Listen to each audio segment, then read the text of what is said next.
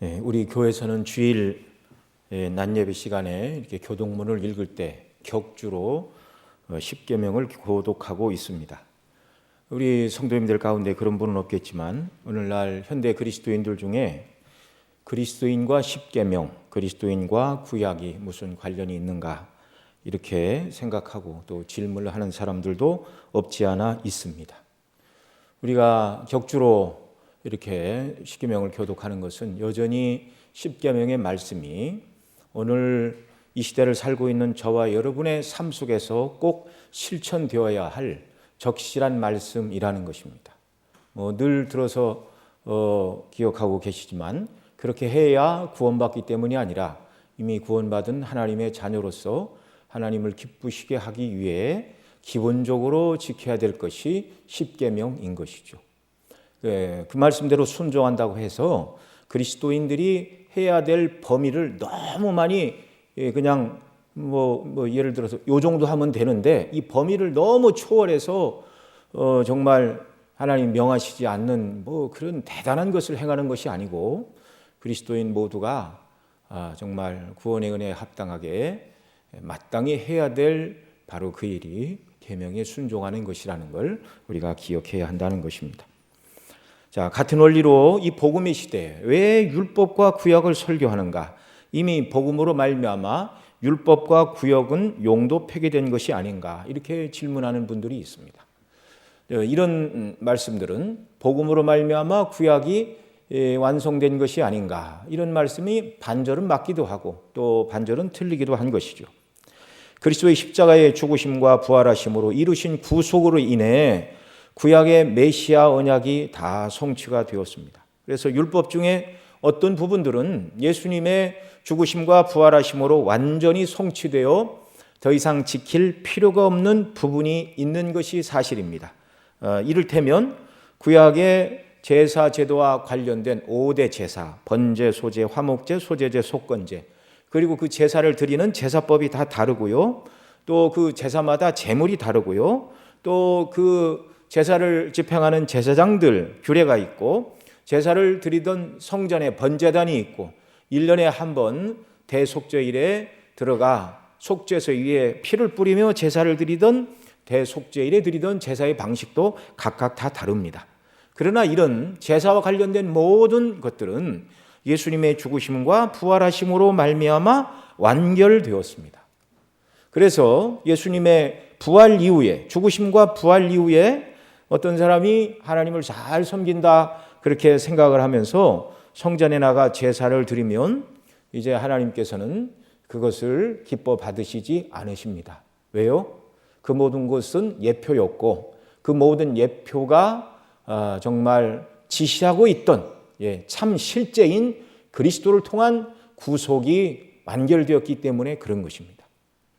만일 예수님 믿는 사람 중에 나는 예수님 믿지만 초대교회 성도들 중에 여전히 우리 조상들이 했던 것처럼 성전에 나가 번제를 드리고 소제를 드리고 화목제를 드리고 범죄했을 때마다 속죄제와 속건제를 드리겠다 이렇게 말하는 사람이 있다면 이 사람은 예수님의 십자가의 대속의 피를 믿지 않는 것이고 멸시하는 것이고 능멸하는 것입니다.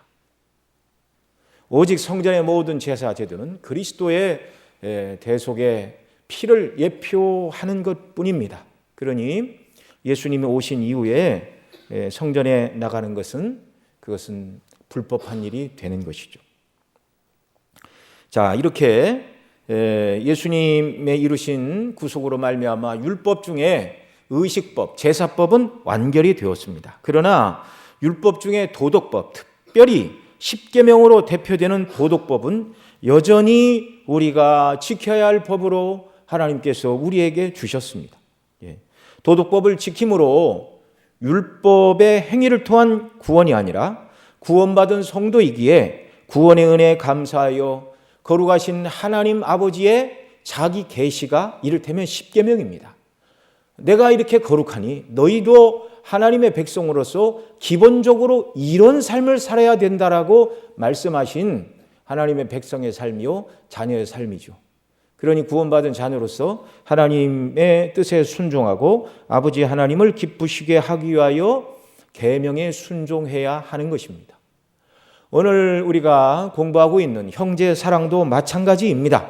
형제 사랑을 실천해야 구원받기 때문이 아니라 이미 받은 구원, 그 구원에 합당한 삶이 바로 하나님께서 우리를 사랑하시는 것처럼 형제를 사랑하시는 거라고 사도를 통하여 성령께서 오늘 저와 여러분에게 말씀하고 계십니다. 우리는 다 죄로 인해 지옥의 형벌밖에 다른 것을 기대할 수 없는 죄인이었습니다. 하나님께서 그런 저와 여러분을 위해 그 아들을 위해 그 아들이 십자가에 죽기까지 내어주신 그 사랑으로 베푸신 구원으로 저와 여러분이 구원을 받은 것이죠. 하나님 앞에서 죄인임에도 불구하고 사랑을 입었습니다. 그래서 구원을 받아 저와 여러분의 신분이 변화가 되었죠. 마귀의 자녀에서 하나님의 자녀로, 지옥의 백성에서 천국의 유업을 후사로 이을 자들로, 이걸 생각할 때 여러분 그리스도인들은 마음이 뜨거워지고 기쁨이 넘치고 하나님의 사랑이 너무나 크고 영광스럽다고 말하며 찬송을 드려야 하는 것입니다. 날마다 이 기쁨으로 찬송하며 주께 영광 돌리는 저와 여러분 모두가 되실 줄 믿습니다. 예. 그러나 이 하나님의 사랑을 말한 다음에 하나님께서 우리를 사랑하신 이 사랑을 따라서 우리가 행해야 한다고 9절 10절에서는 하나님의 사랑을 말하고 11절에서는 우리 다시 한번 읽겠습니다. 오늘 11절만 같이 읽습니다. 시작. 사랑하는 자들아 하나님이 이같이 우리를 사랑하셨은즉 우리도 서로 사랑하는 것이 마땅하도다. 마땅하도다. 9절 10절을 읽고서 하나님의 사랑은 너무나 크고 놀랍습니다. 감사합니다. 그렇게 말하고 11절 하나님이 우리를 사랑하신 같이 우리도 서로 사랑하는 것이 마땅하도다. 이 말씀을 읽으니까 조금 마음이 부담이 돼요. 어떻게 하나님 우리를 사랑하심처럼 내가 형제를 사랑할 수 있는가? 자신이 없는데 이건 성경에서 좀 빼자. 만약에 누가 그렇게 생각을 한다면 영광스러운 복음을 훼손하는 행위입니다. 적절한 비유가 될 수는 없겠지만 세상에 어떤 비유를 아무리 논리적이고 철학적이고 문학을 잘하는 사람이 대단한 비유를 갖다 댄다 할지라도 하나님의 사랑과 하나님께서 우리를 향하여 뜻하신 바를 온전히 드러낼 만한 비유는 없습니다.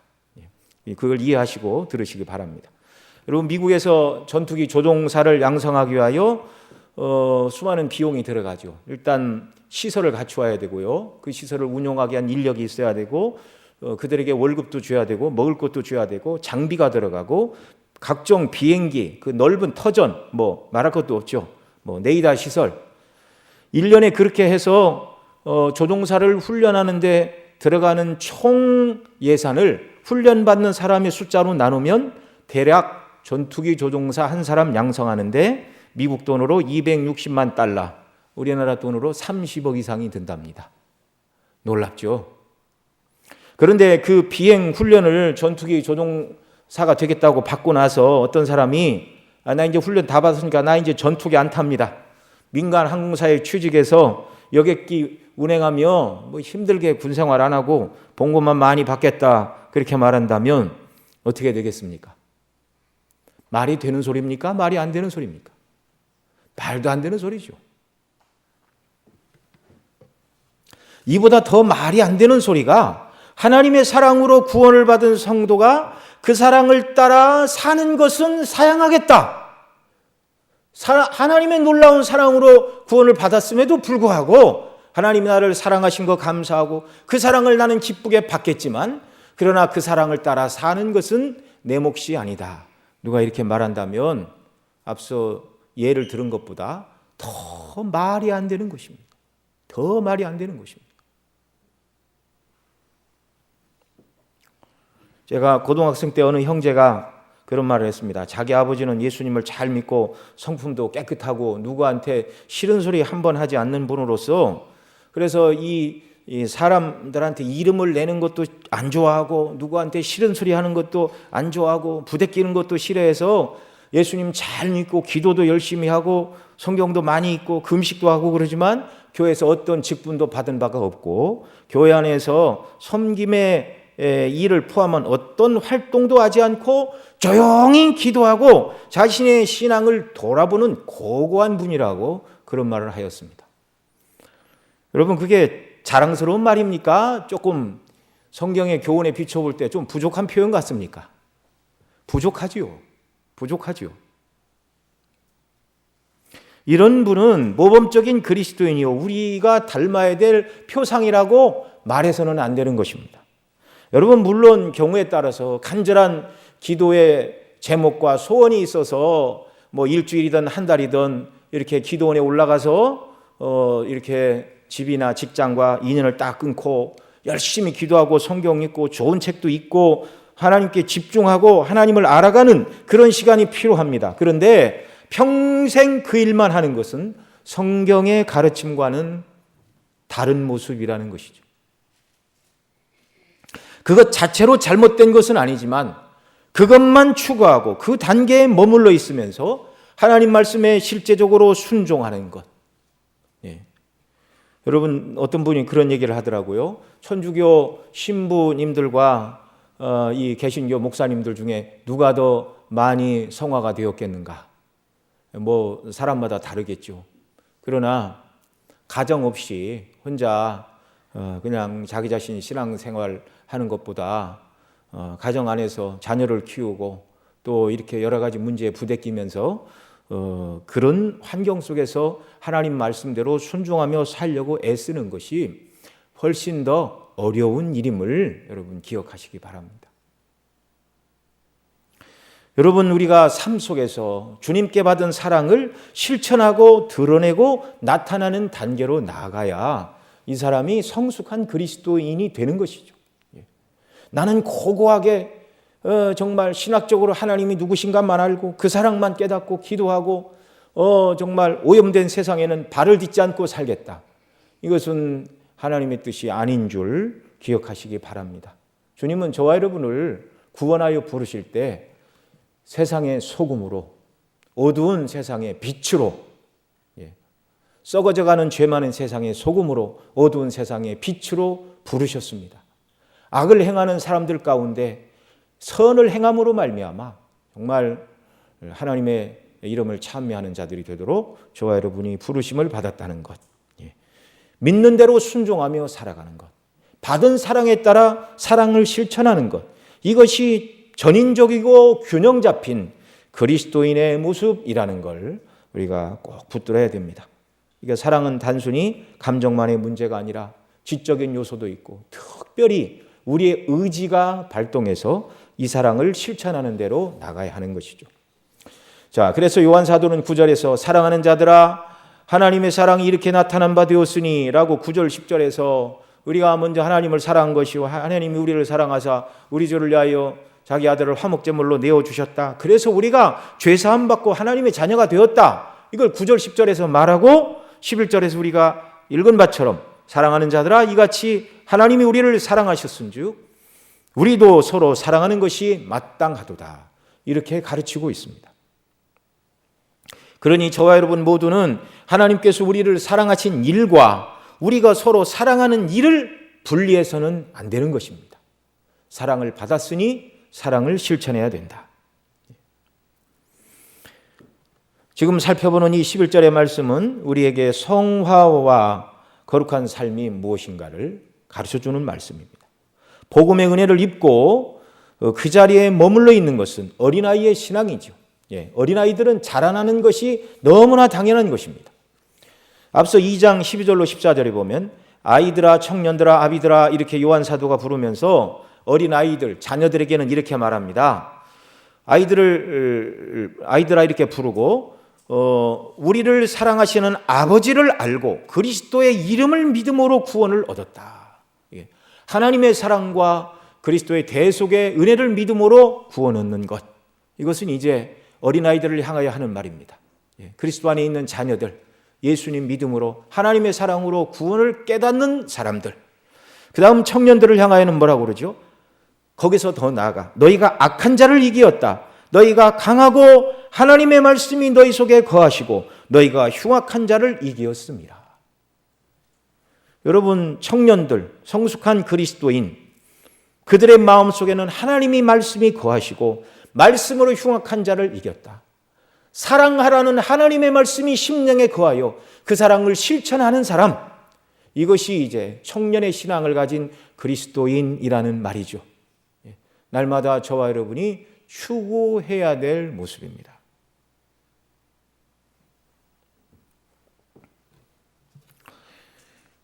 예수님 믿을 뿐만 아니라 우리는 영적으로 성장하여 하나님 말씀으로 흉악한 자, 곧 사단과 싸워 영적인 싸움에서 이겨야 되고, 사랑하라는 말씀을 붙들고 온전히 그 사랑을 실천하는 자리로 나아가 하나님의 뜻을 이루는 사람, 하나님이 계획하시고 의도하신 그리스도인, 예수님의 피로 값지고 우리를 사내실 때의 목적은 그저 예수님 믿고 지옥만 겨우 면하는 사람이 아니라 하나님께서 베푸신 사랑을 따라 실천하는 이런 사람 만드시기를 기뻐하셨다는 것입니다.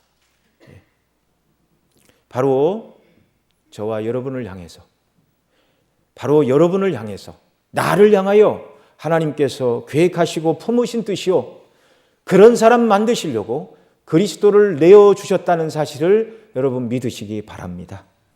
계속 이 말씀을 드리는 것은요, 하나님의 모든 말씀에 우리는 순종하지 않아도 된다, 나는 아직 그럴 만한 수준과 위치에 있는 사람이 아니다, 이런저런 핑계를 대지 못할 자로 우리가 부르심을 받은 사람이라는 걸, 이걸 잊지 말자는 것입니다. 이걸 기억해야 됩니다. 사랑을 받았으니 사랑을 실천하라는 것 이외에 저와 여러분에게는 다른 선택지는 없습니다. 요한만 이것을 가르친 것이 아니죠. 이 사랑을 깨달은 사도 바울의 고백을 들어보시기 바랍니다. 고린도후서 5장 14절 15절, 그리스도의 사랑이 우리를 강권하시는도다. 우리가 생각한데 한 사람이 모든 사람을 대신하여 죽었은즉 모든 사람이 죽은 것이라. 저가 모든 사람을 대신하여 죽으심은 산 자들로 하여금 다시는 저희 자신을 위하여 살지 않고 오직 저희를 대신하여 죽었다가 다시 사신 자를 위하여 살게 하려 함이니라. 그리스도의 십자가의 복음을 깨달을 때 성령께서 사도 바울로 하여금 예수님이 왜 죽으셨는가를 그는 이렇게 성령의 감동을 통하여 깨달았습니다. 그리고 성경이 기록하였고 오늘 우리에게 증거하고 있죠. 뭐라고 말씀하고 있습니까? 한 분, 곧 예수께서 모든 사람을 대신하여 죽으신 것은 예수 그리스도 그 한 분의 죽으심으로 말미암아 택한 백성, 우리 모든 사람을 위한 죽으심인데, 이 사랑을 깨닫고 보니 이제 그 사랑이 나를 강권하여 이제 나의 남은 생에는 나 자신을 위하여 살지 않고 나를 위하여 죽었다가 다시 사신 그분을 위하여 사는 자로 나를 그리스도의 사랑이 강권하여 부르고 있다, 이렇게 말하고 있습니다. 여러분, 이 놀라운 사랑을 더 깨닫게 해달라고 간구하는 그런 역사, 그래서 이 사랑으로 충만하여 사도 바울처럼 저와 여러분도 이제 내가 사는 것은 나를 위하여 산 것이 아니라 나를 위하여 죽었다가 다시 사신 그분, 그리스도의 사랑이 나를 강권하여 내 자신을 위하여 사는 자가 아니라 주님을 위하여 사는 자로 그 사랑이 나를 바꾸어 놓았다고 고백하는 역사가 있기를 바랍니다. 성령님의 역사로만 이런 일이 가능한 것이죠. 은혜를 강구해야 됩니다. 빌립보서 1장 29절 30절에서는 이렇게 말합니다. 그리스도를 위하여 너희에게 은혜를 주신 것은 다만 그를 믿을 뿐만 아니라 또한 그를 위하여 고난도 받게 하려 하심이라. 똑같은 말씀이죠. 하나님 아버지께서 우리에게 구원의 은혜를 주신 것은 그리스도를 위하여 우리에게 구원을 주셨다, 이렇게 말합니다. 그리스도를 위하는 삶이 무엇인가? 그분을 믿어 구원 얻어 구속의 은혜와 영광을 찬미할 뿐만 아니라 또한 그분을 위하여 고난도 받게 하는 삶으로 나아가도록 부르셨다는 것이죠. 그게 바로 그리스도를 위한 삶이라고 말씀하고 있습니다. 30절에는 이렇게 말합니다. 너희에게도 그와 같은 싸움이 있으니 너희가 내 안에서 본 바요 이제도 내 안에서 듣는 바니라. 사도가 이미 그 싸움을 시작했다는 것이고, 빌립보 성도들을 향하여 사도는 내가 싸우고 있는 싸움을 여러분이 듣고 보는 것처럼 여러분에게도 이 싸움이 주어져 있습니다, 이걸 말하고 있습니다. 이 빌립보서는요, 빌립보 교회 목사님과 장로님들에게만 향하여 하시는 말씀이 아니고 빌립보 교회 모든 성도님들, 글씨를 모르는 분들, 또 당시는 노예 제도가 있었죠. 남의 집에서 노예로 종으로 글씨도 모르고 참 열심히 일해도 모든 소유가 주인의 것이고 당시 주인들 중에 악한 사람들은 그 종들의 목숨을 빼앗는 것으로 우습게 여기는 그런 시대, 정말 그 시대 종으로 태어난 사람이 있다면 나는 저주받은 자구나라고 참 원망하며 불평도 많이 할 사람인데, 그런 자들을 향하여 그런 삶의 환경에 억압되지 말고 주님을 향하여 부르신 부르심의 삶을 바라보고 그 삶에 순종하는 자리로 나아가라고 말씀하고 있습니다. 여러분, 이런 말씀들을 우리가 들으면 우리가 현재 당하고 있는 인생의 난제와 어려움과 또 누구나 풀어야 될 인생의 수많은 숙제에도 불구하고 그것 세상에 속한 문제 해결하는 것이 저와 여러분을 향하신 일차적인 하나님의 뜻이 아니라 그럼에도 불구하고 하나님께 받은 놀라운 사랑을 실천하고 그리스도의 복음의 영광을 위하여 살아가는 자로 저와 여러분을 부르셨다는 이 분명한 사실을 기억하시기 바랍니다. 지금의 문제는 해결되면 또 다른 문제가 오고요, 문제에 씨름하다 보면 어느덧 주님 나라 들어갈 때가 올 것입니다. 본질적인 문제를 가지고 우리가 씨름을 해야 되죠. 성경이 가르치는 참 그리스도인, 내가 기도하여 복을 받고 은사를 받았다, 늘 하나님이 내게 주신 축복을 인하여 감사하다, 받은 복과 은혜로 만족하는 사람이 아니라 받은 바 은혜에 보답하는 사람, 받은 사랑을 따라서 그 사랑을 실천하는 사람, 이 사람이 참 그리스도인이라는 말입니다. 받은 은혜에 비추어 그 사랑과 그 은혜에 보답하는 삶을 살지 않는다면 믿음과 은혜에 반하는 삶입니다. 반대되는 삶입니다. 사도 바울은 고린도전서 6장 19절 이하에서 이렇게 말합니다. 너희는 너희 것이 아니라 값으로 산 것이 되었으니 그런즉 너희 몸으로 하나님께 영광을 돌리라. 다른 어떤 핑계를 댈 수가 없습니다. 오늘 우리가 읽고 있는 요한일서 4장 7절로 4장 마지막 절인 21절까지는 계속 이 형제의 사랑에 대해서 가르쳐 주시는 말씀인데요, 여러분, 때로 우리는 이 형제 사랑은요, 여러 번 말씀을 드렸지만 나를 알아주고 나와 비슷하고 나에게 잘해주고 나에게 친절한 사람을, 그런 사람만 사랑하라는 것이 아닙니다. 나에게 잘해주는 사람을 사랑하는 것은 누구나 할 수 있습니다. 누구나 할 수 있습니다. 여기서 말하는 형제 사랑은요, 예수님 안에 있지만 나와 좀 생각이 다르고 또 나를 귀찮게 하고 난처하게 하고 때로는 나를 화나게 하고 상황을 어렵게 만드는 사람을 만날 때라도 어떻게 대해야 되는가? 사랑으로 대해야 된다. 그럴 때 우리는 어떻게 처신해야 되는가? 하나님이 우리를 이같이 사랑하셨은즉 우리도 사랑하는 것이 마땅하도다. 그런 일을 만났을 때, 정말 나를 힘들게 하는 사람을 만났을 때 내 감정과 생각을 따라 즉시 말하고 행동하는 사람이 아니라 하나님께서 베풀어 주신 그 은혜의 원리를 다시금 생각하고 그 은혜의 원리에 비추어 내가 무슨 일을 해야 되는가? 서로 사랑하는 것이 마땅하다 가르쳐주고 있죠. 이 마땅하다, 그 말은 해야 될 범위를 넘어서서 하는 일은 아니라는 것입니다. 마땅히 해야 될 범위 내에 있는 일이라는 것입니다. 그러니 우리가 참 얼마나 연약한가를 알게 되죠. 그러면 저와 여러분은 어떻게 하면 하나님께서 우리에게 베푸신 사랑을 따라 마땅한 삶, 형제가 나를 힘들게 하고 괴롭게 하는 때라도 조차 사랑을 실천하는 이 삶을 살아갈 수가 있겠습니까? 첫째로, 사랑의 감정이 생기기를 기다리지 말고, 여러분, 사랑은 감정의 문제가 아닙니다. 내 자신이 다른 사람을 의지적으로 사랑해야 한다는 것을 1차적으로 기억해야 됩니다. 나에게 형제를 사랑하는 마음이 생길 때까지 가만히 있어서는 안 되고, 내가 형제를 사랑하는 마음이 없고, 때로는 형제가 내가 잘못해서 어려움을 받기도 하지만 나는 아무런 잘못도 하지 않았는데 형제의 잘못이나 형제의 오해로 나를 미워하거나 또는 어려움이 올 때가 있을 수도 있죠. 그런 상황이라 할지라도 주님께서 나에게 베푸신 사랑과 은혜의 원리에 비추어 볼 때 내가 옛사람의 원리인 본성으로 저 사람에게 되갚아 주려는 마음을 갖지 말고 그리스도께서 우리를 사랑하신 이 사랑을 가지고 내가 의지적으로 사랑해야 되는 사람이라는 것을 1차적으로 기억하고 그런 사람임을 우리 자신이 인식해야 됩니다. 여기서부터 출발해야 됩니다. 아무리 당황스럽고 화가 나고 적대감을 느끼는 때조차라도 내가 먼저 할 일은 이 사실을 나에게 기억시키고 내 자신에게 이 말씀을 적용시키는 것입니다. 여러분, 사랑하라는 이 말씀은요, 영적인 전투입니다. 사도 바울은 나는 날마다 죽노라 그렇게 고백했습니다.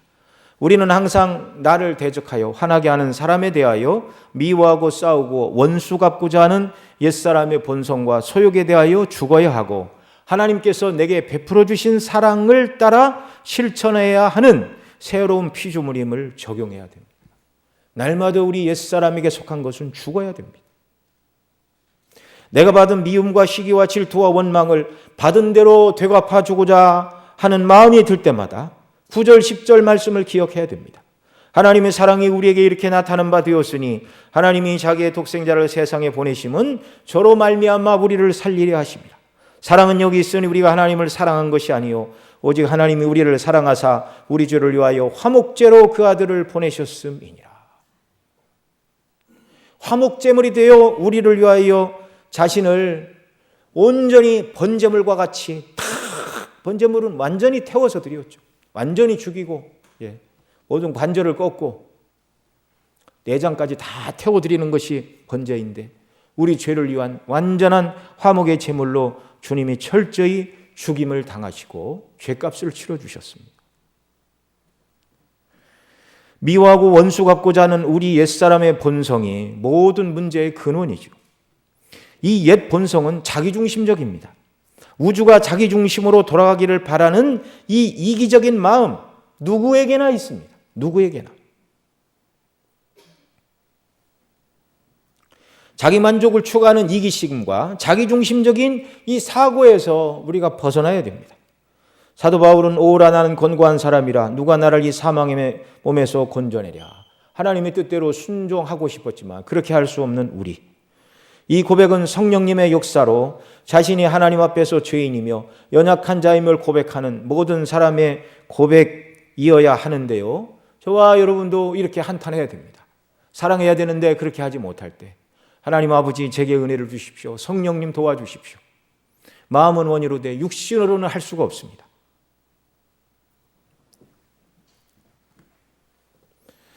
여러분 말씀드린 대로 죄와 악으로 자기 중심으로 똘똘 뭉친 저와 여러분을 위해 하나님은 그 아들을 보내주셨습니다. 그리고 성경이 가르치죠. 그리스도의 십자가에서 죽으심과 함께 내가 죽었고 그리스도의 부활과 함께 내가 다시 살았다. 첫째는 내가 하나님의 받은 사랑으로 의지적으로 다른 사람을 사랑해야 될 자라고 부르심을 받았다는 것을 알아야 되고 그 다음에 예수님이 십자가에서 죽으실 때 우리의 본성과 옛자 모든 것이 그리스도와 함께 죽었음을 또한 믿으시기 바랍니다. 그리고 그리스도와 함께 내가 하나님을 닮아 사랑의 성품을 가지고 다시금 지으심을 받은 피조물임을 믿으시기 바랍니다. 그리고 이것을 이제 성령의 도우심 가운데 우리 삶 속에 적용해야 되는 거지.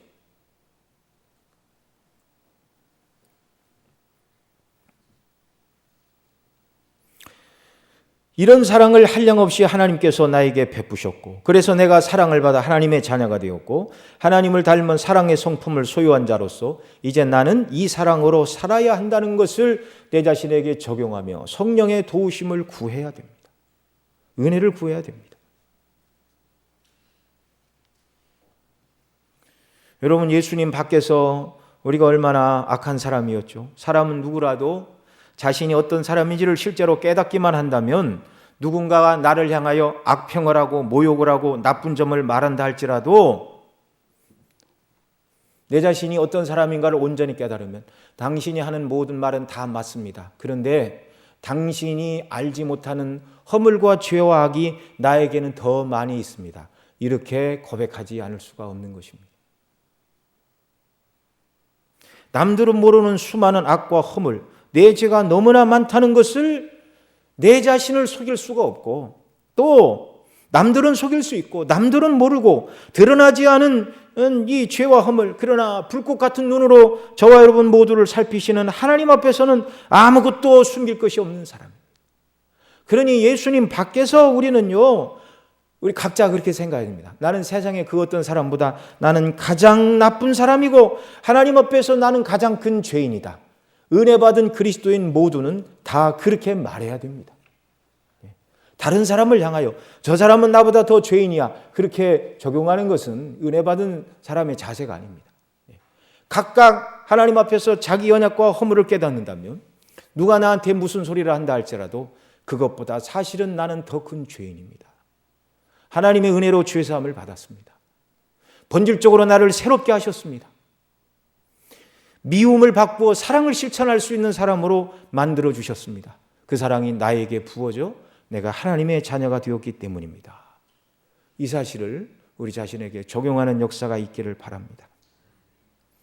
철저한 나의 죄인됨을 바라봐야 되고, 이런 나를 사랑하사 그 아들의 피로 죄를 씻고 자녀 삼아주신 이 놀라운 하나님의 사랑을 기억하며 11절에 있는 말씀, 하나님이 이같이 우리를 사랑하셨은즉 우리도 서로 사랑하는 것이 마땅하도다. 이 말씀을 내 자신에게 말해야 되고 적용해야 합니다. 여러분, 또 우리가 연약한 사람들을 볼 때마다 내가 허물이 비교적 적음에도 불구하고 나의 적은 허물에 대해 너무나 큰 원망과 그런 질타와 그런 연약에 빠져서 그렇게 하는 형제가 있을 수 있죠. 그런 형제를 볼 때 불쌍히 여기는 마음을 달라고 여러분 기도해야 됩니다. 왜냐하면 그 형제가 지금 죄와 죄의 원리에 사로잡혔고 사단의 원리에 흔들리는 사람이 되었기 때문에 그 사람 자체가 사단은 아니지만 사단의 시험에 들려있는 영적으로 병든 사람이라는 것을 우리가 봐야 됩니다. 그래서 그 사람과 그 사람이 해가고 있는 죄를 우리가 분리해서 보는 이런 일이 있어야 된다는 것이죠. 여러분, 만일 어떤 사람이 이렇게 종기가 나서 상처가 붓고 뻘겋게 부풀어 오르고 누르면 고름이 나오고 진물이 흐르는 사람을 보고 있다면, 누가 상처가 나서 막 고통하고 진물이 흐르고 피를 흘리고 있다면 그것 자체로 그 사람을 미워할 요소가 됩니까? 안 됩니까? 그것 자체로 미워할 요소가 아니죠. 빨리 치료를 받아야 될 불쌍한 사람입니다. 병원에 데리고 가야 되고 그 사람이 갈 수 없다면, 그 사람에게 필요한 약품이 내게 있다면 불쌍히 여기고 도와줘야 하는 것이 마땅한 것이죠. 우리가 그런 사람을 볼 때 하나님, 저 형제를 불쌍히 여기는 마음을 주옵소서. 죄에 사로잡혔고 사단에 사로잡혀 하나님의 사랑을 따라 행하지 못하는 연약한 처지에 있으니 긍휼히 여겨달라고 위해서 기도하는 일이 우리에게 있어야 하는 것이죠. 나를 힘들게 하는 사람을 그렇게 객관적인 눈으로 바라볼 수 있을 때 비로소 사랑이 시작되는 것입니다. 하나님께서 베푸신 사랑을 가지고 나아갈 때 사랑을 행할 수가 있는 것이고, 새로운 피조물로 만드셨다는 이 원리를 붙들고 나아갈 때 나를 괴롭게 하는 사람에게도 그리스도의 사랑으로 찾아갈 수 있는 것이죠. 또한 이런 연약한 형제가 하나님 나라를 나와 함께 공동으로 상속받을 하나님 나라의 백성들이라는 사실을 기억해야 됩니다. 여러분, 저와 여러분은 이 땅에서만 얼굴을 보고 말 사람들이 아님을 믿으시기 바랍니다. 하나님 나라 가서 영원토록 함께 얼굴을 보고 생활하게 될 것인데요, 별것도 아닌 문제 가지고 이 땅에서 다투고 질시하고 미워하고 원망하고 좀 하나님 나라에서 그때를 만나면 다 회복은 되겠지만, 이걸 생각하고 하나님 나라에 가서 이 땅에 있었던 기억을 우리가 다 잊을 수가 있을까요? 그러지 않을 것입니다. 지옥에 간 사람들은 지옥 형벌을 받으며 이 땅에서 자기가 얼마나 하나님을 거스리고 악을 행했는가를 생각하며 마땅한 형벌받아 마땅한 죄인이다라는 생각을 하면서도 지옥의 고통이 너무나 심하여 이를 갈며 슬피 울며 그럼에도 불구하고 죄인이기에 원망하는 자리에 지옥에 간 사람들은 영원히 있을 것이죠. 천국에서 저와 여러분은 날마다 하나님의 뜻대로 순종한 이런 기억들만을 가지고 하나님께 영광을 돌리는 이런 역사들이 정말 우리에게 있기를 바랍니다. 여러분, 이 사랑하라는 말씀은요, 예수님이 마태복음 18장에서 1만 달란트 빚진 사람의 비유를 말씀해 주셨죠. 그 말씀의 적용입니다. 1만 달란트 빚진 자, 갚을 길이 없는 돈이었습니다. 예, 하루에 열심히 일해야 한 데나리온, 1만 달란트는 6천, 한 달란트가 1만 달란트, 그러니까 한 달란트가 6천 데나리온이라고 그러니까 곱하기 1만을 하면 그 금액이 한 수천 년, 수만 년 이상 사람이 노동을 해야 벌 수 있는 금액입니다. 그러니까 그 말은 1만 달란트 빚졌다, 그 말은 사람이 갚을 수 있는 금액이 아니라는 것입니다. 여러분, 저와 여러분의 죄값을 우리가 어떻게 치를 수 있습니까? 그 1만 달란트가 바로 그 1만 달란트 빚진 것으로 인하여 영원토록 지옥 형벌을 받아야 되는데 은혜로 사하심을 받았습니다. 이 1만 달란트 빚을 탕감받은 사람은 자기 동관이 진 100데나리온의 빚을 마땅히 용서해 주어야 하죠. 그 비유는 이렇게 끝을 맺습니다. 너희가 각각 중심으로 형제를 용서하지 아니하면 내 천부께서도 너희에게 이와 같이 하시리라. 주기도문에서 우리 주님은 우리가 우리에게 죄 지은 자를 사하여 준 것 같이 우리 죄를 사하여 주옵소서라고 기도하라고 가르쳐 주셨습니다. 우리가 우리에게 죄 지은 형제를 용서하는 이유, 하나님 앞에서 우리의 죄는 너무 커서 평생 이래도 갚을 길 없는 1만 달란트 빚진 자였는데 어떤 형제가 나에게 아무리 큰 악을 행했다 할지라도 주님이 이 비유에서 말씀하신 100데나리온에 불과하다는 것을 여러분 믿으시기 바랍니다. 그런 1만 달란트 빚을 탕감받은 사람이라면 마땅히 형제의 100데나리온을 용서해야 하는 것이죠. 여기 오늘 우리가 읽은 사랑하는 자들아 하나님이 이같이 우리를 사랑하셨은즉 우리도 서로 사랑하는 것이 마땅하도다, 이 말은 나를 사랑해주고 나에게 잘해주고 나를 이해해주는 사람에게 사랑으로 되갚아주라는 것을 말하는 것이 아닙니다. 이건 죄인들도 악한 사람들도 누구나 하는 일입니다. 여기 이 말씀은 나를 힘들게 하고 고통스럽게 하고 정말 내가 받은 대로 갚아주고 싶은 그런 정말 억울한 일을 당했다 싶을 때라도 하나님께서 죄인인 우리에게 베푸신 이 사랑과 은혜의 원리를 가지고 그들을 위해서 기도해야 되고 내가 그런 사람으로 지어졌음을 기억하고 이 사랑을 실천해야 한다는 것입니다.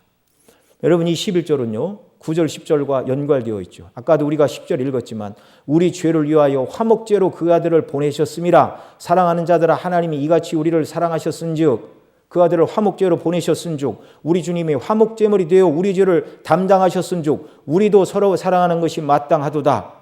이게 어떻게 읽으면은요 주님이 화목제물로 우리를 위하여 자기 몸을 내어주듯이 우리 형제의 연약과 허물을 위해서 우리가 다른 사람을 위해 우리 생명도 내어주어야 한다라고 이 말씀을 읽으면 너무 지나친 적용입니까? 그렇지 않습니다. 이 하나님의 놀라운 사랑 가운데 그렇게 행하는 사람들이 교회사 속에 있었죠.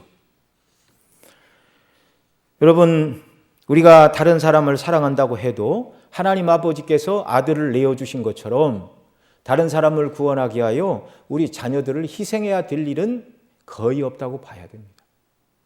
주님이 자기 몸을 내어주신 것처럼 우리가 다른 사람을 위해 내 목숨을 내어줄 만큼 사랑해야 하는 그런 경우를 만나는 것도 거의 없다고 봐야 됩니다. 또 지금은 순교의 시대도 아니라 주님을 위하여 목숨을 내놓는 일도 흔하지 않은 시대인데 형제를 위하여 내 목숨을 내놓는 일이 어찌 그렇게 흔한 일이겠습니까? 우리가 할 수 있는 형제 사랑은 겨우 나를 오해하고 나를 용납하지 못하고 미워하고 질시하고 이런 형제를 위해서 기도하고 그들의 연약과 허물을 위해 하나님께서 긍휼을 베풀어 주시기를 위하여 기도하고 형제가 잘 되기를 진시로 바라는 것.